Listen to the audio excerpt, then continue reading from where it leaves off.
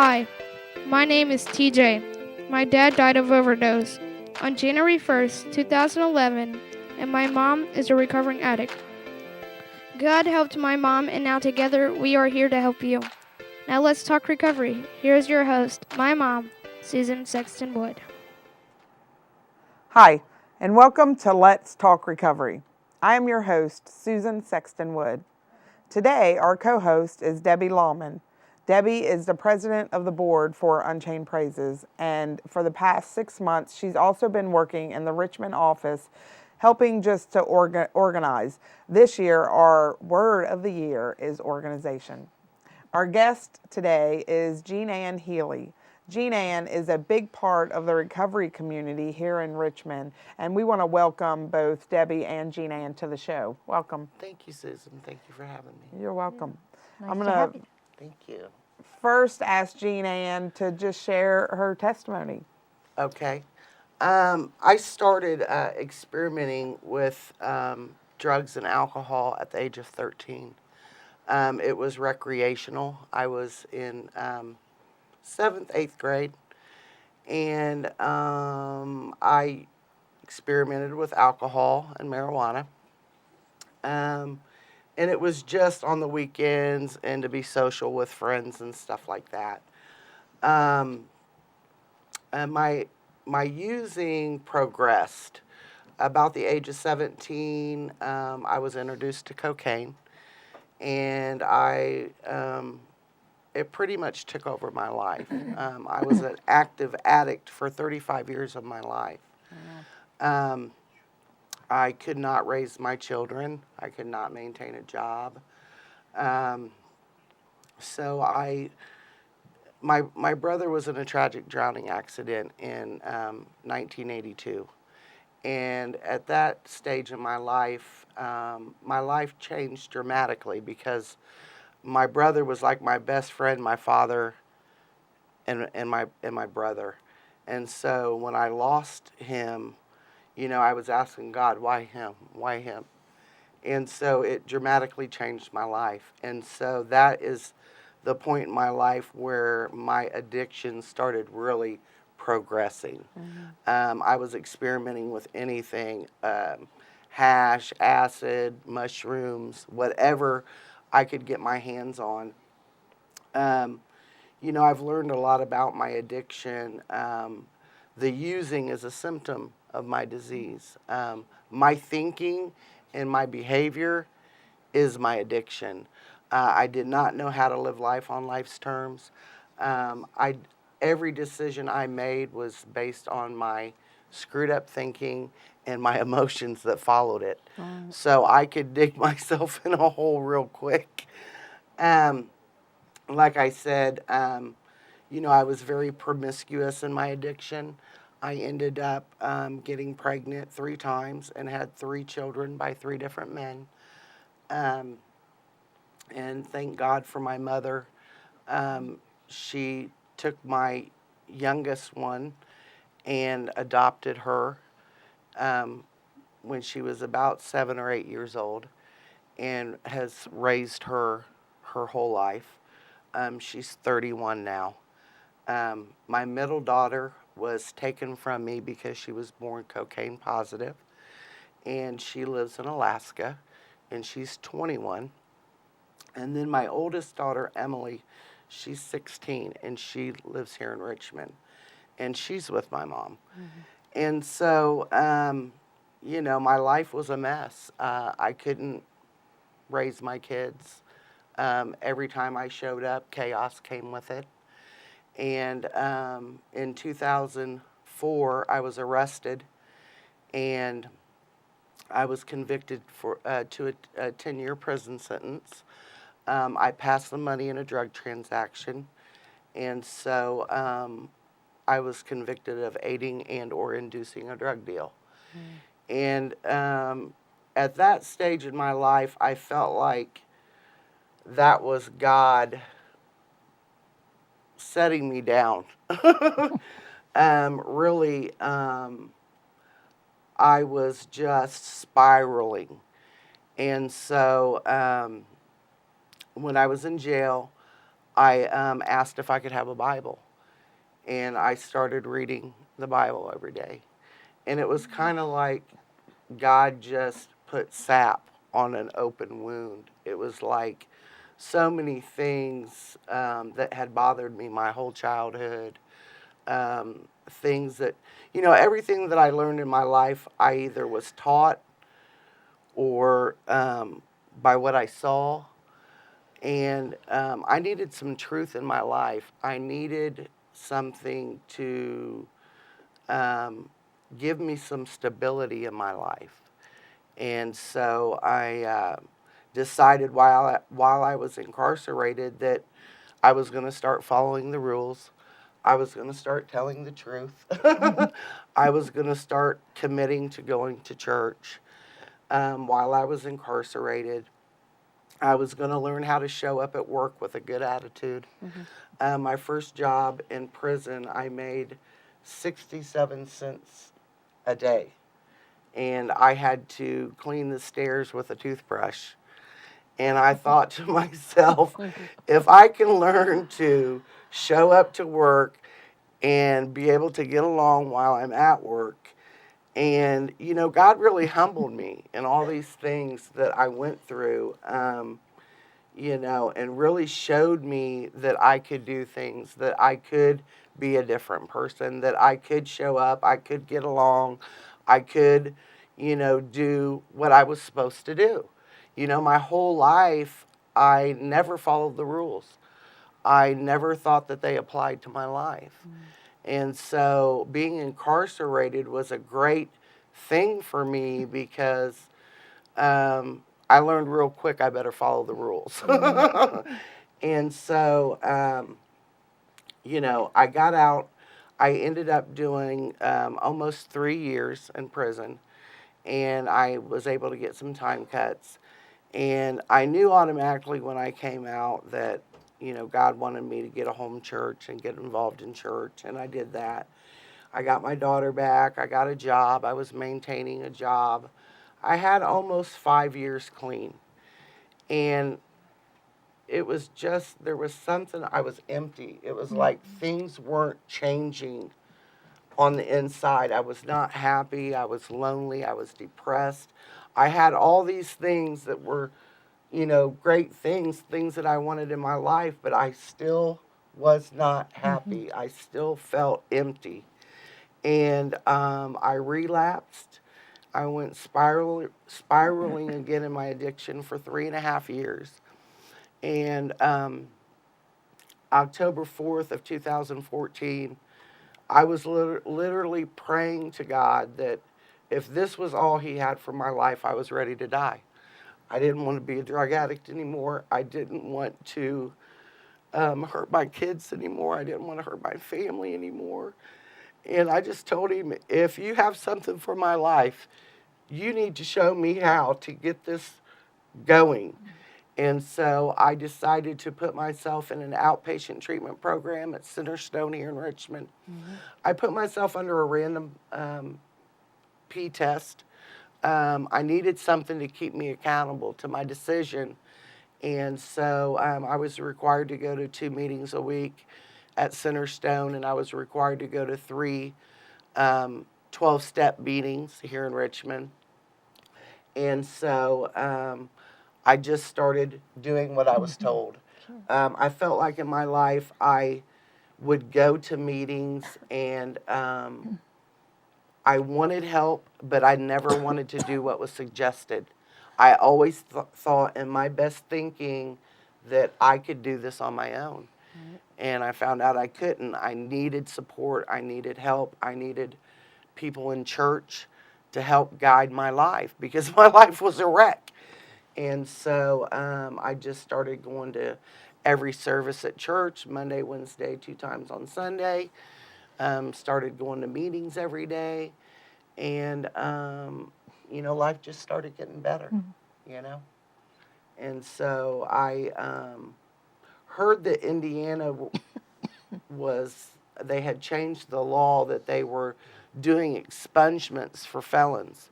So I went to the library and stuff and went through the process and, God actually opened the door for me to get my criminal record expunged. I have Wow. no criminal record now. So, God's shown me that He can do amazing things, if you just stay the course. I think that's one of the hardest things that I've had to learn in my life is that I knew how to make decisions. I just never knew how to stay committed to them. Right. Well, that's a very, very powerful testimony. And I can see even what God's doing in your life. Yeah. I know you've been a big part of the recovery community for a while now, and we talked a little bit before the show. Tell me the difference in sobriety and recovery. Well, like I said, when I had 5 years clean, I had all these things in my life that in society's eyes, that I was supposed to be happy, that these things were supposed to make me happy. But I was like a dry drunk. Nothing was changing inwardly. I was not getting along with people at work. I was dreading going into work. Just spiritually, I was broken. And so for me, recovery means that something's got to change on the inside. And so today, I've learned that God's not going to teach me peace in a peaceful situation. He's going to teach me peace in conflict. Yeah. He's not going to teach me love with a lovable person. And so I've learned that I have to submit and I have to yield to what I believe. And sometimes I have to take some hard knocks. Yeah. But, I'll do it for God today because He's just done so much in my life. I think my whole life, I just wanted to be loved and accepted. And with my life today, that's one thing that Christ gives me. At my worst, He loved me. And so He just kept loving me and kept giving me more and more in my life, and I have so much to give back. I feel like, my whole addiction, I affected my family. I affected my neighbors. I affected my community.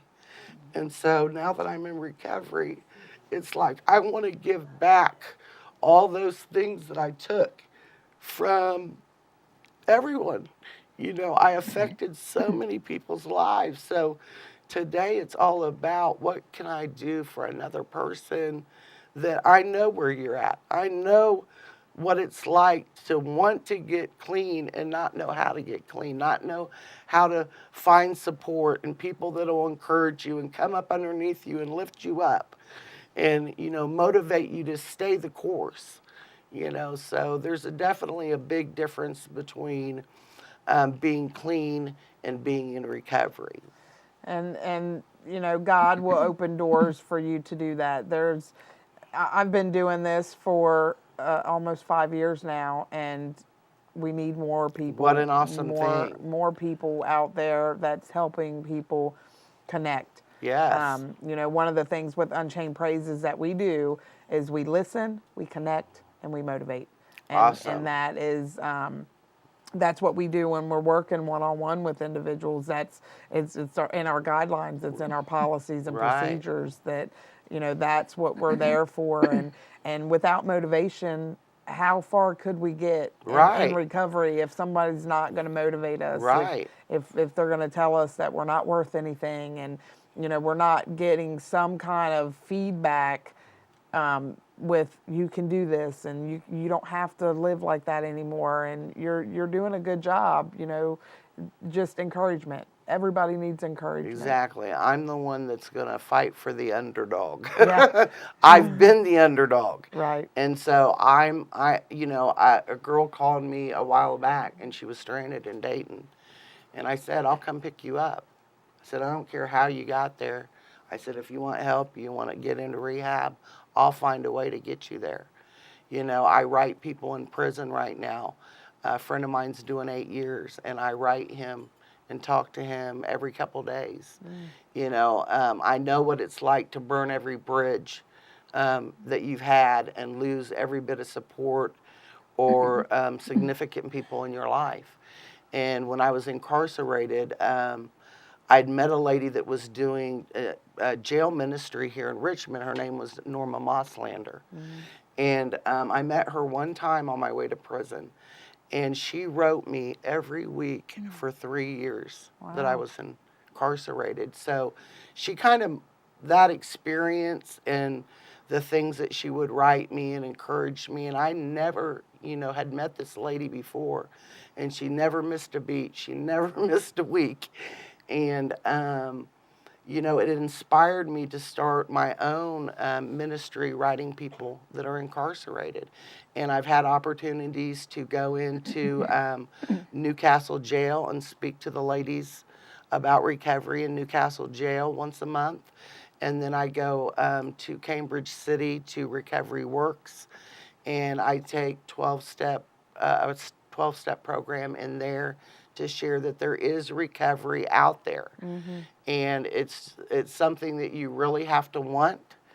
I tell people you have to be willing to go to any length to stay clean and sober, because I went to any length to get high. So, I've had to learn how to be teachable, to, listen to what people were telling me. And, I was reading in a recovery book, and it said that I had to learn how to be honest to myself so I could be honest with other people. And I had to be learn to be open-minded, which meant that I needed to try something that was suggested before I convinced myself otherwise. And then I had to have willingness to actually take the action. And so to me, recovery is all about when I'm in a problem, how am I going to get into the solution? Right. Right. So. Recovery is a lifestyle change. Yes. Yes. And Debbie, do you have anything? Yeah, it's fascinating hearing your story. And now, you were, correct me if I'm wrong, didn't you stay at Crossroad? I stayed at Crossroads. Matter of fact, I painted at Crossroads before Crossroads ever came about. And yes, at one time I was at Crossroads for about 4 months, and I ended up leaving. I had a difference of opinion with, some staff, and that was in my 3.5 years of spiraling. Yeah. And so in the 35 years that I was in my addiction, I went to 8 rehabs. And, I've had to learn how addiction affects my life. For me, I can be in my addiction and be clean and sober. It can be obsessing with food. It can be shopping. It can be being nasty to people, whatever. I've had to learn to really know when I'm in trouble. And, it's great that God has put great people in my life at just the right times to support me. I used to be out here at Hillcrest for 2.5 years. And I ended up changing and going to a different church, and I've been there ever since I left Hillcrest. Sure. So, God, I don't know why things change, but they do, and we just... So are you in that church serving in a capacity? Anything they ask me to do, I'll do it. Right now, I'm not serving in any capacity, but I've been involved in choir and setting up for different functions and tearing stuff down. I go to ladies' retreats and, things like that. They have all kinds of things that you can get involved in. I think the hardest thing for me in the beginning was I didn't know how to be around normal people. My life was chaos, and everyone that was involved in my life was a chaos. I did not know how to communicate with normal people and feel comfortable in that setting, because my life was not that. And I think that's one of the hardest things in the beginning, was to learn how to get self-acceptance. That today I'm not all bad, I'm not all good, but I'm right where God wants me to be, and that's okay. I'm going to make mistakes. How was the first retreat that you ever went on? Uh, Not that I need details it of was that, but I'm awesome. talking about that It, that time where now you're with Christian ladies that are in. yes. I mean, I didn't know how, the people in church have always just loved me. I remember when I used to come to church at Hillcrest and I'd wear my bandana and my Oh yeah. sweatpants, and nobody said anything to me, But as God moved in my life, my appearance changed. My behavior changed, and so I think those things are all a process. But God put great godly women in my life that have always accepted me right where I am. No matter what's going on in my life, they always encouraged me. They never judged me I needed that in my life. I didn't have that in my home life. I didn't have that with the people I was running with in the street. So, the Christian community was what I needed to get me grounded in some truth for my life that I could believe, I could take hold of it, and it just kept flourishing. Did you have a different opinion back then of the Christian community? I was raised in church. My mom, we had to be up on Sunday and go to church. When I went to church, I never really had this connection with God. I would go through the motions and go because my mom wanted me to go, and I never thought bad about church and people in church. I just never felt like I fit in.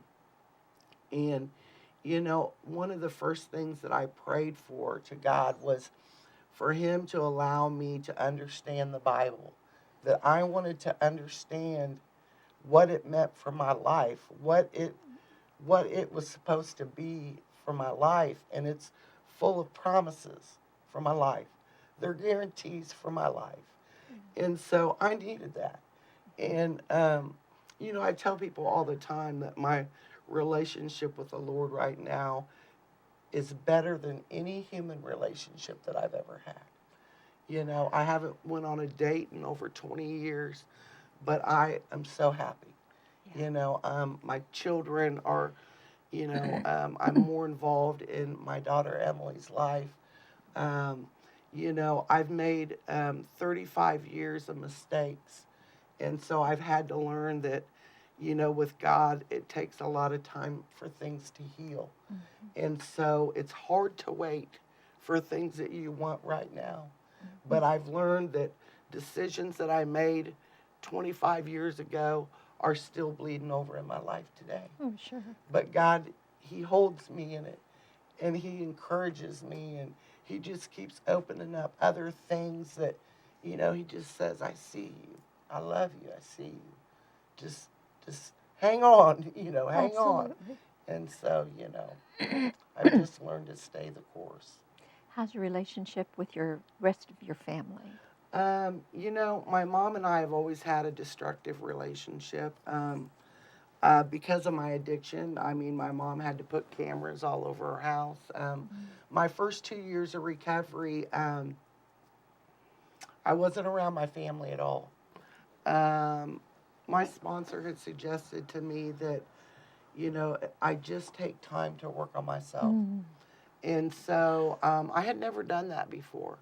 I wanted them in my life, and I wanted them to accept me right now. And so I told myself this time I was going to do what I was told.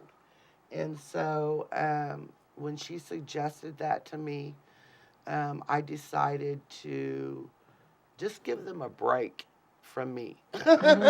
And so, I haven't asked my mom for money in 3.5 years. I'm welcome in her home.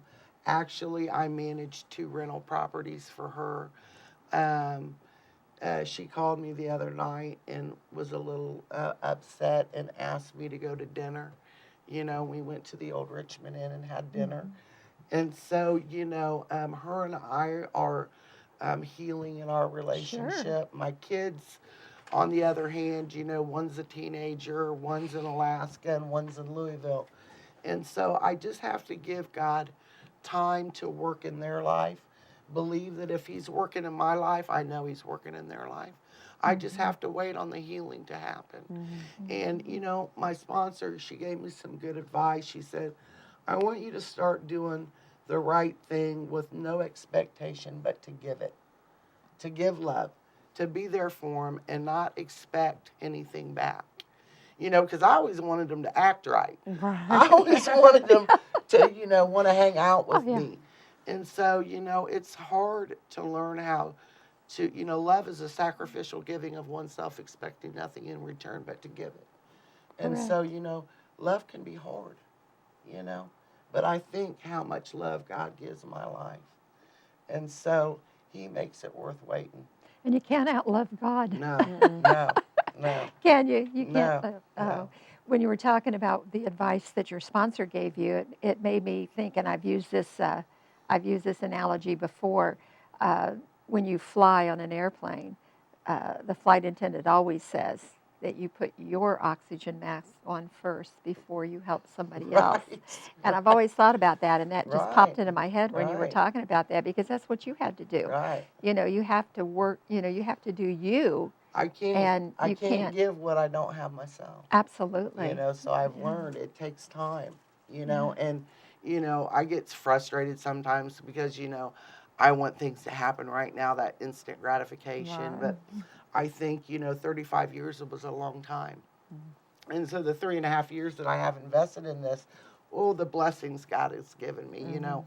I have some disabilities and I'm not able to work, but I ask God, give me something that I can do.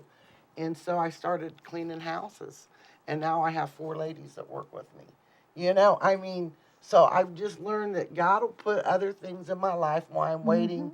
You know, he kind of keeps me occupied with other things, and I do a lot of outreach. And, you know, my neighbor Debbie came with me today to support me. And, you know, we just met. We knew each other in high school and stuff, and we do little Bible studies together. I mean, you can help someone, you know, by doing anything to encourage someone that you see that they're struggling. And that's what I try to live for today, is to show compassion that has been shown to me. Well, I want to thank you for being on the show. Thank you for having me.